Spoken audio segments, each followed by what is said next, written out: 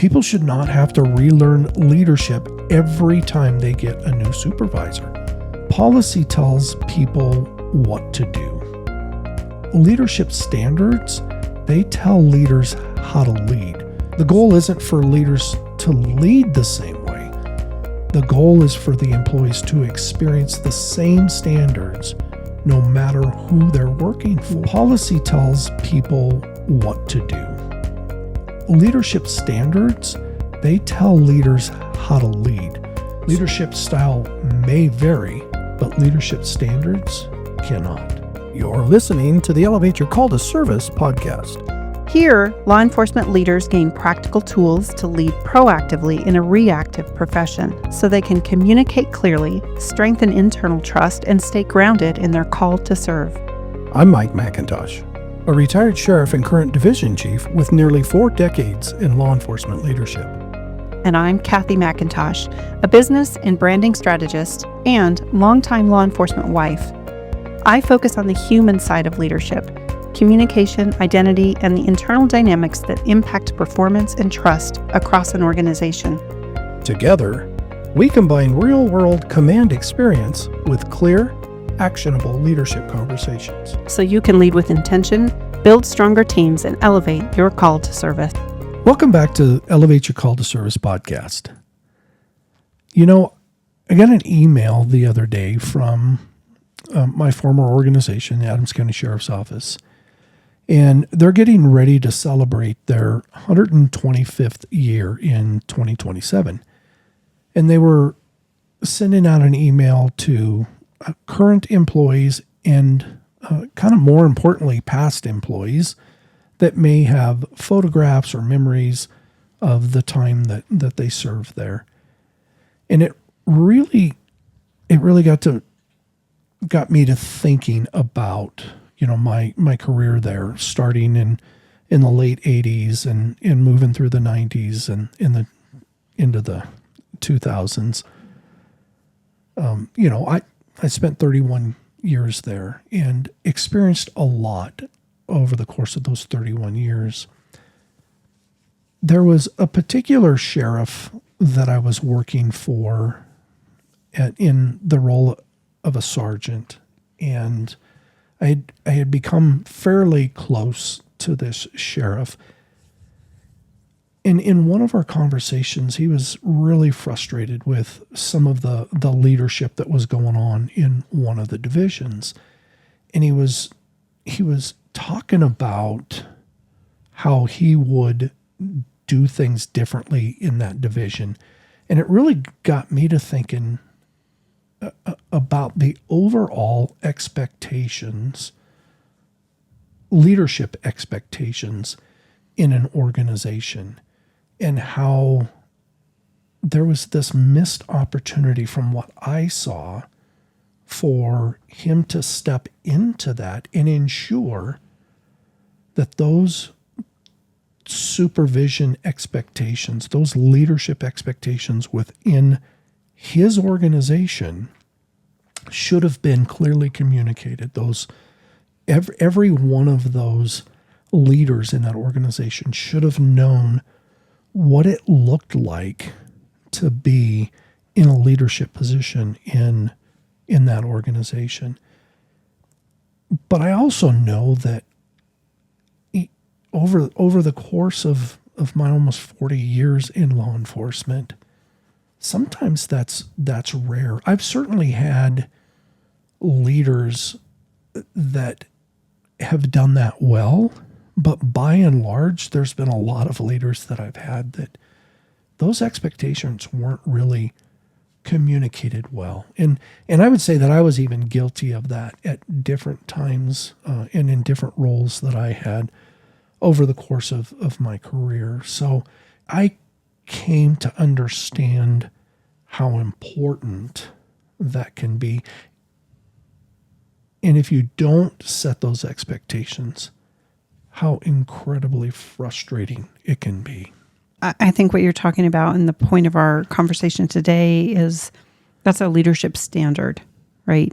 And from what I see, a lot of leaders don't set standards in place because the leaders before them didn't set standards in place. And Right. so they didn't learn to do it, so they're not doing it. So it's just kind of ironic that a sheriff would say, boy, I wish things were different in that division. And Right. sometimes you go, well, you're the sheriff. Why don't you do something about it? But sometimes it's like it escapes you that you even have the ability to do that. But I kind of equate this also to parenting roles. And one of the fastest ways to create frustration inside a family or inside an organization is to have different leadership standards, different parenting standards, but we're here to talk about leadership. It's to have different leadership standards depending on who is in place in the leadership role at a particular time. So one supervisor might expect accountability. Another supervisor might entirely just avoid it. One supervisor might communicate very clearly, and another leaves people guessing and confused. And before long, employees stop asking what the organization's standards are and start instead asking, well, who's working today? And then they set their behavior up based on who it is that's in place. So just like a kid, I'm going to set my behavior up depending on if dad's home or mom's home. I'm going to behave differently. Where there should be this standard, this consistency, this agreement, this alignment to keep things moving in the same direction. Yeah, I've seen it happen so many times, and know that it's a problem because leadership standards shouldn't change based on rank or assignment or personality. The methods, the leadership methods, they might look different, but the expectations, they have to be consistent. The goal isn't for leaders to lead the same way. The goal is for the employees to experience the same standards no matter who they're working for. Yeah. And when those leadership standards are clear, when those leadership standards are reinforced across every level, that trust grows, the culture is strengthened, and future leaders know exactly what good leadership looks like. And today on our episode, we're going to talk about how organizations can create consistent leadership standards across all the ranks. And again, it's not so that everybody can lead the same way, but so everyone leads from the same foundation. That's so important because leadership style can vary, but leadership standards cannot. So let's talk about what leadership standards are. What are they? I would say that leadership standards define how leaders are going to behave or how they're expected to behave. Those standards create consistency across the organization. Leadership standards are different from personality. Standards establish expectations. People should not have to relearn leadership every time they get a new supervisor. Leadership standards answer the question, what should every employee be able to expect from every leader? So it's expected from an organization that your leaders are going to behave the same way, but it also teaches your employees to be able to expect a certain behavior from leaders across the board. Right. But my question is, how is a leadership standard different from having a clear policy? Policy tells people what to do. Leadership standards, they tell leaders how to lead. So a policy is a rule. A leadership standard, it goes back to that expectation. This is what we expect out of that leadership standard. Organizational policy, it's going to define what's allowed, what's prohibited. It's going to be your required procedures, your compliance requirements, your administrative process. Think about your use of force policies or your pursuit policies, your body-worn camera policies, your discipline policies. These policies answer, what are we required to do? So the policies create consistency in action. Leadership standards, they're going to define how leaders communicate, how they make decisions, how they hold people accountable, how leaders treat employees, how they build trust and model, how these leaders model those organizational values. So examples are going to be, we address performance issues directly and respectfully, or we communicate expectations clearly. We develop future leaders. We support decisions once they're made. So the leadership standards answer how leaders are expected to show up. Leadership standards create consistency in behavior. If you look at a policy, it might say employees will receive annual performance evaluations. When you look at the leadership standards, leaders will never surprise employees during an evaluation because feedback's going to occur throughout the year. The policy tells you what must happen. The standard tells you how it should happen. So it's clear that consistency in leadership standards has a very direct impact on an organizational culture. Would you say that's true? Yeah, absolutely. Because inconsistency is going to create confusion. Trust grows when expectations remain stable. Culture becomes stronger when standards become predictable. People are going to perform better when they know what is expected. Confusion is expensive. Clarity scales. Trust grows when employees know today's decisions won't depend on who's sitting in the supervisor's chair.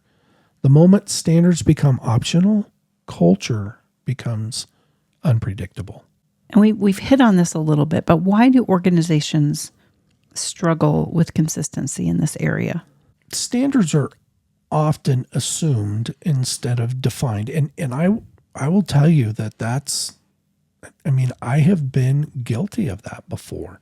I have been guilty of telling somebody, I trust you, or I know that you've done this before, but I don't go into what I'm looking for, what my expectations are. And they may not do it the way that I expected them to do it. And that wasn't their fault. That was my fault because I did not define the expectations. And I think that it happens a lot. Leaders are promoted a lot of times without shared expectations. And units develop their own leadership cultures. And when that happens, accountability becomes inconsistent. Most organizations don't suffer from a lack of values. They suffer from a lack of alignment. And you talked about that at the very beginning. That alignment is so important. If leadership expectations aren't clearly defined, every supervisor will create their own version of leadership. And we see that permeated throughout law enforcement. And it's just the natural progression, right? You just create your own culture. You create your own supervisory standards because no one has done that for you. There's been no clear communication that's come down. It's something that naturally develops. We talked about that with organizational culture and how if you do nothing, there's going to be a culture that develops. Is it one that you want, or is it one that you're not super proud of? Right. And we also, talked about it when we talked about this is how silos are created. And those silos on the different teams, even within the same division, are created where, you've got 6 different teams that are running in 6 different directions because there's no consistent leadership standards. So how is it that an organization can create continuity across ranks for leadership standards? Yeah, first and foremost, we have to clearly define the expectations. Once those are clearly defined, then that reinforcement of those standards, well, we can do that through mentoring. I want to stop you there for a second because one of the questions I had was, when you clearly define expectations, does that mean having a leadership standards manual or a leadership standards document? Do you define those expectations so formally that they're written down, or are they simply modeled, or how are those expectations communicated? I think that, that's a great question. And I would tell you that most of the time they're not written down, which is a failure because we have no way of going back to what did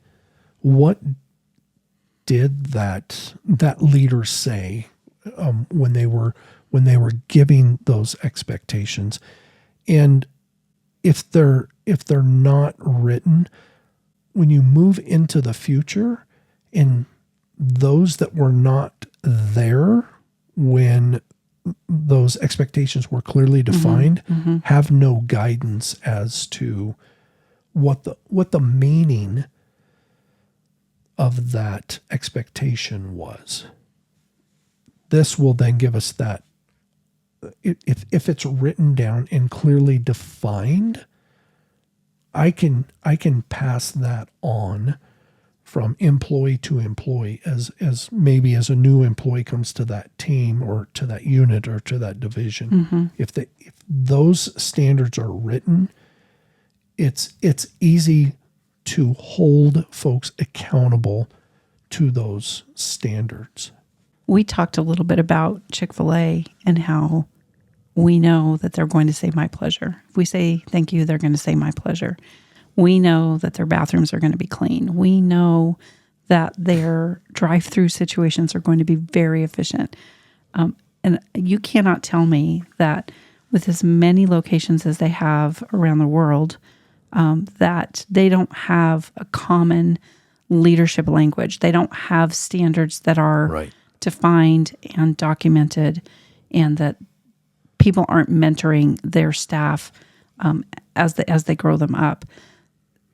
You can look at it even to that degree.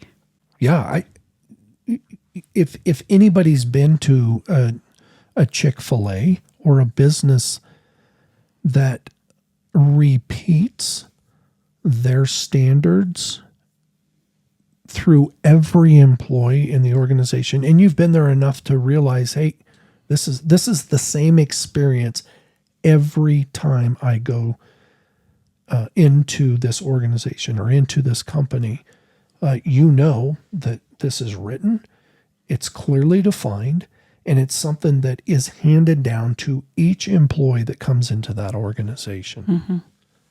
And that alignment doesn't happen because leaders agree once. It happens because leaders reinforce those expectations every day. And those expectations are repeatable. And I was going to say, when you were talking about, those principles are handed down, they're also practiced.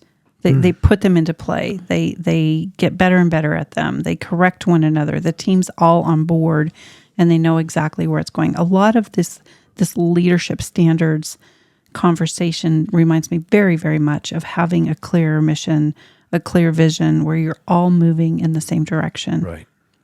Yeah. And what we do repeatedly starts to become our culture. Yeah. And I mean, going back, perfect example, they've got a culture. You know what culture you can expect from a customer when you walk inside that company every time. That's that culture is expected. If you want consistency in behavior, you have to have that consistency in language. And when you have that consistency and you have things documented, that really helps you start to hold people accountable, hold leaders accountable for upholding those standards. So talk to me about that accountability aspect of things. That becomes the tool in which we ensure that there is that consistency, right? Because standards without accountability, they can become only suggestions at that point.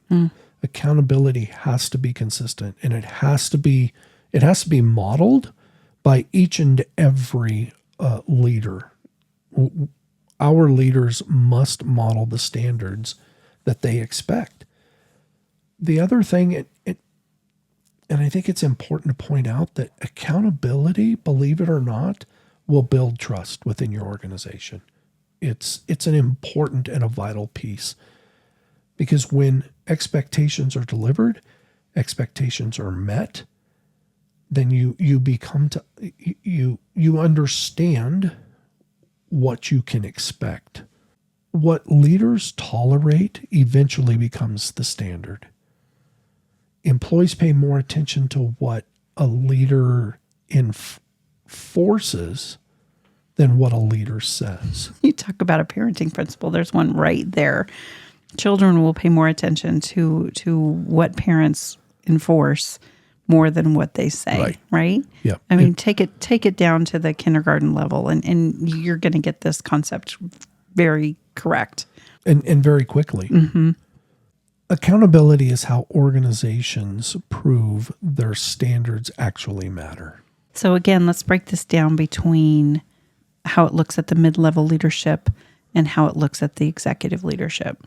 Yeah, so your mid-level leaders, they translate organizational expectations into daily behavior, and they're the ones, as we've discussed in the past, that are with those teams daily. So they're the ones that can make sure that those expectations are consistent and that they're reinforced. They're also the ones, as we've also talked about, that get to coach those future leaders. They're the ones that calibrate executive vision and frontline execution. That's why we call them mid-level, right? They're getting the vision from the executive team, and they're pushing that down and making sure that it is executed at the line level. Mm-hmm. So those mid-level leaders are the bridge between executive intent and the frontline reality. The most important culture conversations rarely happen in the executive conference room. They happen in daily interactions with their supervisors. It's modeled throughout daily interaction. And everybody's watching. Everybody's watching how today's leaders respond. And again, that modeling piece is so critical. You have it documented, you know exactly what to expect, then you start to execute it, and then pretty soon it starts to become pervasive, and everybody's doing it. Right. And it's just kind of that natural progression when you do things with intention. And how about at the executive level? What would our executive leaders want to pay attention to here? Yeah, first and foremost, the piece that the executives are responsible for is making sure that those leadership expectations are clearly defined. They're the ones that need to understand what leadership culture they want to create and define those. And going back to what we had talked about a little bit earlier, and you brought up, was they're the ones that are producing the material for the manual, right? Mm-hmm. For the written document. They also need to make sure that they're asking the questions, are our supervisors aligned? And if they're not, then are we holding them accountable? Are the standards being reinforced consistently? Is the culture, is it developing intentionally, or is it developing accidentally? And if it's accidentally, that means that our mid-level managers are not involved at the level that they need to be. If leaders cannot clearly explain the standards, employees can't consistently follow them. How do we hold them accountable to follow something that's not clearly defined? And culture is either being designed intentionally or it's being developed accidentally. Absolutely. Every executive team should be able to answer one question. What leadership behaviors are non-negotiable in our organization? And if you go back to our little Chick-fil-A example, if you don't say it's my pleasure, then I would say that's one of their non-negotiable comments, sayings that they have with every customer that they come in contact with. And yes, it should be documented and clearly communicated. What's something that our listeners can do this week to start thinking about leadership standards intentionally, or even strengthen the consistency across their organization? Yeah, I would say meet with your leadership team. Identify 3 leadership standards that everyone should model. And I think that that's a very important piece to be able to say, this is what we're known for, right? This is who we want to be. This is the culture that we want to create. I love that. I love that question. Think about how you want to be known, what kind of a reputation you want to put out there in the world, how you want people to really think about you as a leader and your organization as a whole. Yeah. And then we want to define what each one of those standards looks like in behavior, in the field, how that's going to be modeled, right? And then share that with future leaders. What kind of questions can they ask? What we really start with is, what do we expect from every leader? And what do those behaviors look like? Then we move on to, are we reinforcing them consistently? Because if we're not, if we're holding one supervisor accountable, but not another one, we're sabotaging our own leadership standards. So this puts an end then to, don't mind Tony down the hall. Right. He's just always been like that. Don't really worry about that. We've got to apply the same leadership standard to each and every employee, each and every leader. Mm-hmm. At the end of the day, how would our employees describe our leadership standards? And that's how you know whether or not you're hitting the mark. If they can describe it, and it's what your expectations are, then you have a product that you now can go out and ensure that you're reinforcing and you're creating the culture on purpose that you want to create. So we're just going to end with some thoughts that strong organizations don't happen because everyone has the same personality or the same leadership style. They happen because everyone understands the same leadership expectations. And when we have standards that are clear, people know what success looks like. And as I said, this reminds me so much of a vision and a mission. When employees know where we're going, they're going to work hard to get there. When people know what success looks like, they're going to work hard to get there. Mm-hmm. So when we can reinforce those standards, the culture becomes so much stronger. And then they start to be modeled consistently. Trust grows, and one generation learns good habits from the last instead of the bad habits from the last. Yeah. In leadership, consistency isn't about creating identical leaders. We love and value the personality of each and every leader, right? We're not talking about wanting to ensure that we have the same exact robot out there leading our employees, but it's about creating aligned leaders who understand the mission, who reinforce the same expectations, leaders who model the same values. Employees should be able to transfer to any unit and work for any supervisor and still experience the same leadership standards.